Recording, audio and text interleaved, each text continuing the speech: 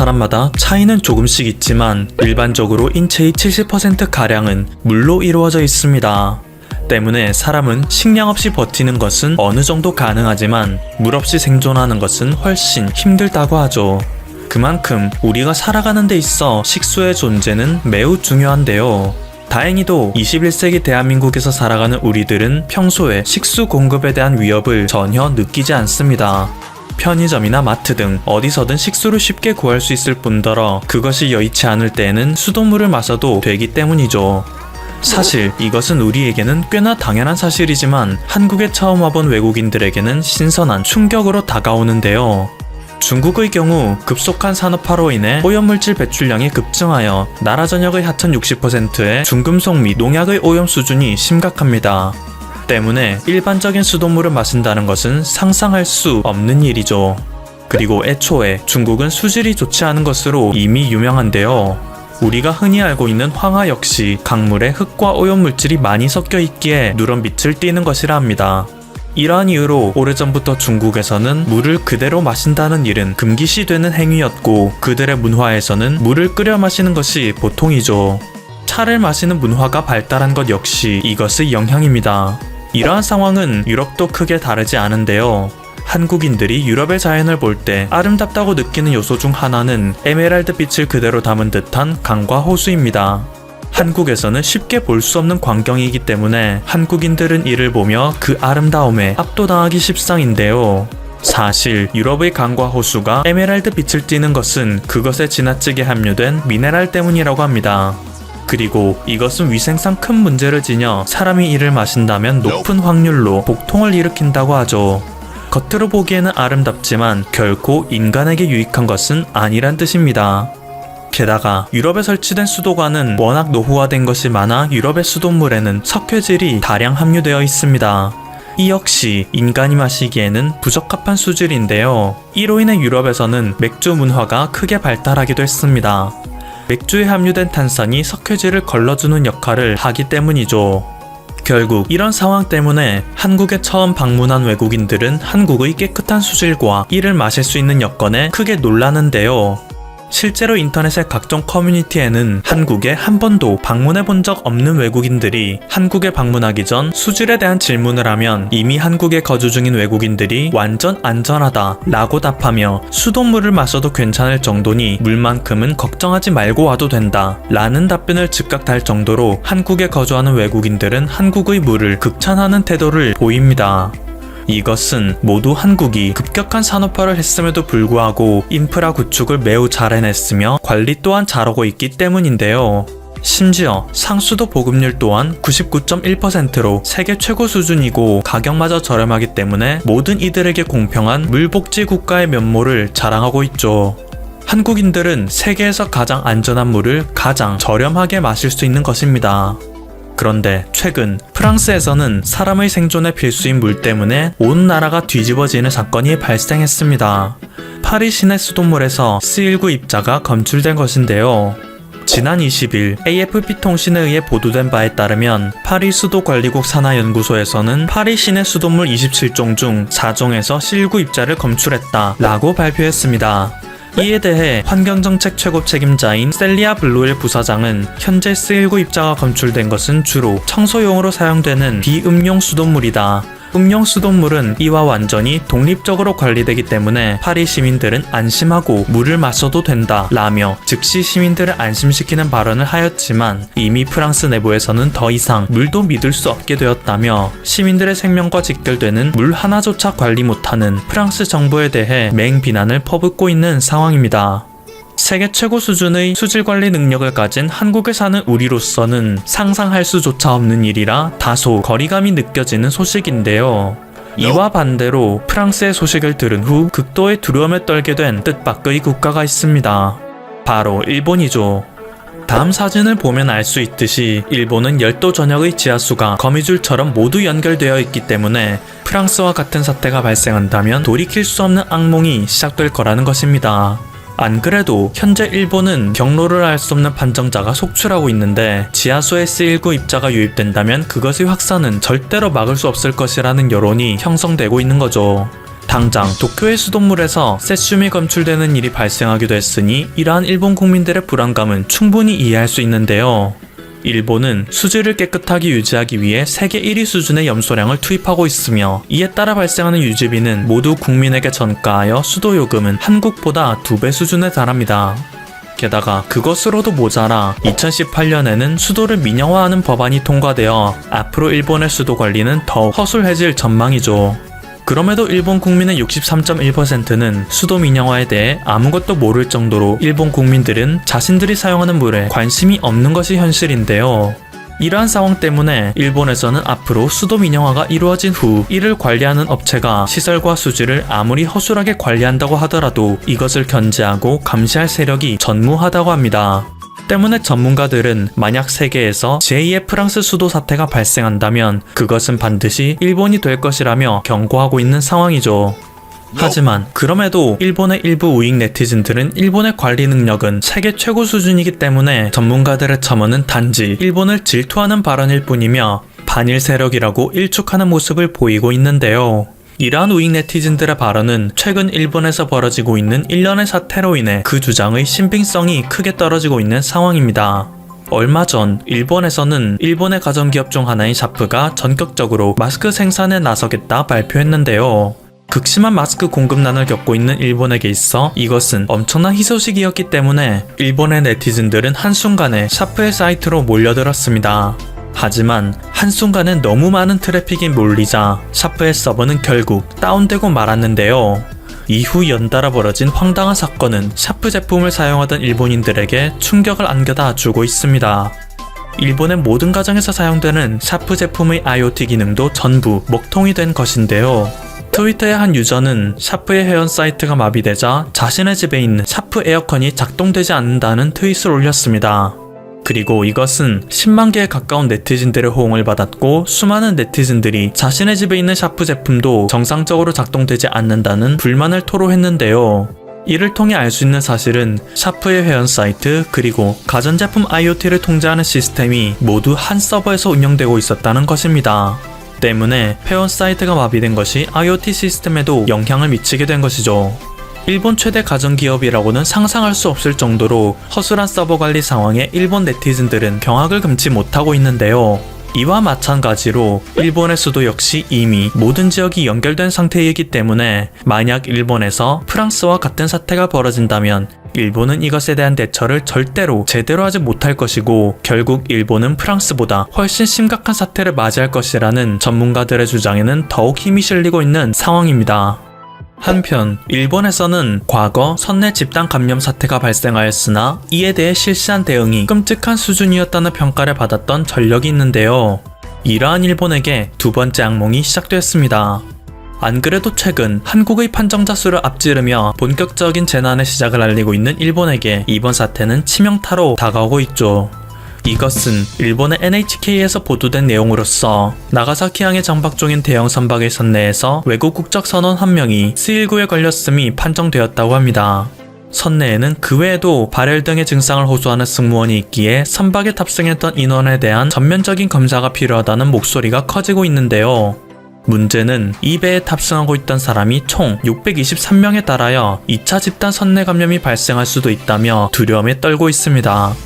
때문에 일본에서는 더 이상 일본을 안전지대로 여기지 못하고 가장 가까우며 가장 뛰어난 수준의 방역 능력을 보여주는 한국으로 도망가야 한다고 외치는 네티즌들도 늘어나고 있는데요. 현재 트위터에서는 한국의 비자를 구할 수 있는 방법이 없냐며 한국의 대사관에 문의를 하는 일본인들의 행렬이 이어지고 있죠.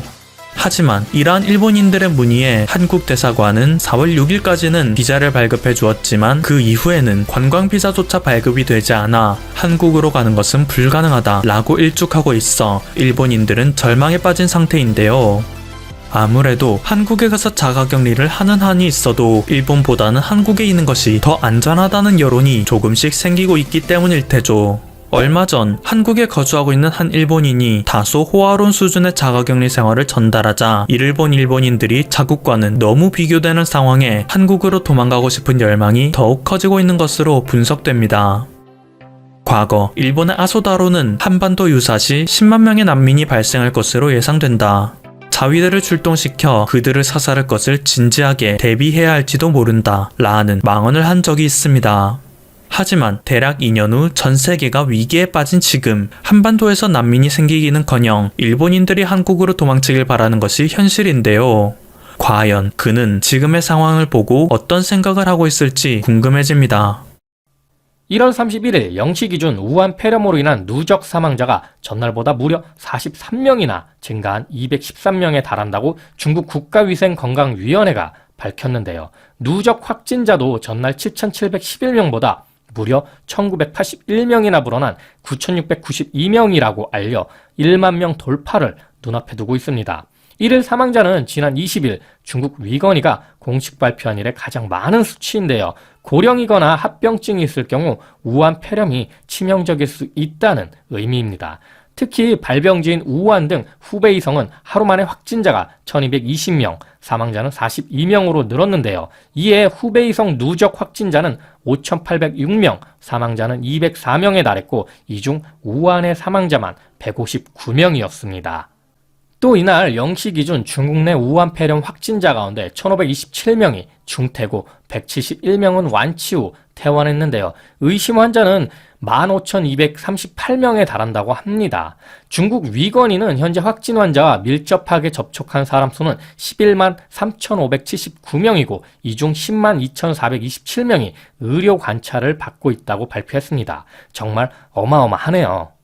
한편 세계보건기구도 국제적 비상사태를 선포, 확산 방지에 총력전을 쏟아줄 것을 각국에 호소했는데요. 테드로스 아드하놈 게브레예수스 WHO 사무총장은 30일 스위스 제네바의 WHO 본부에서 열린 언론 브리핑을 통해 우리는 이 바이러스가 보건 시스템이 취약한 국가로 퍼진다면 어떤 피해를 볼지 모른다며 그런 가능성에 대비할 수 있도록 지금 조처를 해야 한다고 밝혔습니다. 국제 비상사태가 선포되면 발원지인 중국을 비롯해 위험지역 여행과 교역, 국경 이동 등이 제한되는데요. 또 WHO를 비롯한 국제 의료기관들의 재원과 인력이 바이러스 차단과 백신 개발에 집중 투입됩니다. 다만 이날 WHO는 비상사태 선포에도 불구하고 교역과 이동에 제한을 권고하지는 않는다고 전했는데요. 현재 중국에서도 안전지대라 생각했던 옌벤, 티베트도 뚫린 데다 각국에서도 확진자가 늘어나고 있고 한국에서도 7명째 확진자가 나온 상황에서 오늘 4명의 추가 확진자가 생겨 현재 총 11명의 확진자로 늘었습니다. 그런데 WHO에서 교역과 이동에 제한을 두지 않는다는 것은 아직 심각한 상황이라고 인정하지 않는 것 같은데요. 이미 사스급을 넘어서 우한 폐렴에 대한 공포가 확산되고 있는 상황에서 벌써 중국을 넘어 한국에서도 마스크 품귀 현상이 일어나고 있습니다. 마스크 가격이 10배에서 15배 오르고 결제가 끝났음에도 품절됐다고 취소 문자 틱 보내고 한몫 잡으려는 판매자들이 늘어나고 있는데요. 현재 주식시장에서도 신종 코로나 바이러스로 인해 전체 시장이 많이 빠지고 있는데요. 그런 와중에 웰크론, 50, 모나리자, KM 등 마스크 관련주가 크게 오르고 있습니다. 한국에서는 확진자들로 인해 강남, 한강, 일산, 평택, 오산, 태안이 노출된 상태입니다. 평택 유치원은 전부 휴원에 들어갔고요. 세 번째 확진자의 딸이 태안 어린이집 교사로 밝혀져 난리가 나기도 했습니다. 특히 우한 교민들이 오늘 아침 대한항공 한 대로 입국한 상태인데요. 조만간 추가로 우한에 한 대가 더 파견될 예정이라고 합니다. 이때다 싶어 대한항공 남메인 안에서 집안에서 개난리를 피운 조원태 회장님, 깎인 이미지 회복 위해 직접 나서서 우한으로 달려가는 퍼포먼스를 보여주었는데요. 그래, 땅콩 회항한 현아 누님보다는 원태형, 형이 더 낫다. 뭐 승무원들은 어르신 모시느라 진땀 뺐겠지만요. 중국 측 검역에서 고열로 1명은 탑승 거부되고 368명이 입국했고 그중 18명은 유증상자라고 합니다. 오늘 오전 중앙사고수습본부 브리핑에서 발표했고요. 중국 측 검역 방식과 한국 측 검역 방식이 달라서 18명의 유증상자가 나왔다고 합니다. 아직 확진 상태는 아니라 경과는 더 지켜봐야 한다고 하네요. 유증상자 18명을 제외한 350명의 우한 교민은 앞으로 충북 진천 국가공무원 인재개발원에 임시 숙소가 마련되어 있고 약 2주간 격리 조치한다고 합니다. 벌써 우한 교민이 도착하기 전부터 진천 주민들이 입구를 막고 난리가 난 상황인데요. 14일이 지나도 증상이 나타나지 않는 무증상 환자에게 집단 감염된 사례도 나타나고 있어 2주 가지고 될까 싶기도 합니다. 최소 한 달 정도는 지켜봐야 하지 않을까 개인적으로 생각이 드는 부분인데요. 국회에서는 우한 폐렴이니 신종 코로나 바이러스니 명칭 가지고 지랄들을 하고 있는데요. 세계보건기구에서는 신종 코로나 바이러스로 명칭을 하라고 하는데 사실 우한 폐렴이 널리 알려진 상태라 싸움이 난 것 같은데 지금 제 생각에도 명칭이 중요한 게 아니죠. 뭔 조선시대 당파 싸움도 아니고 명칭이 중요한 게 아니고 이걸 어떻게 대응하느냐가 중요한 거지. 명칭 가지고 싸울 시간에 대책이라도 하나 더 내놔야죠, 이 양반들아.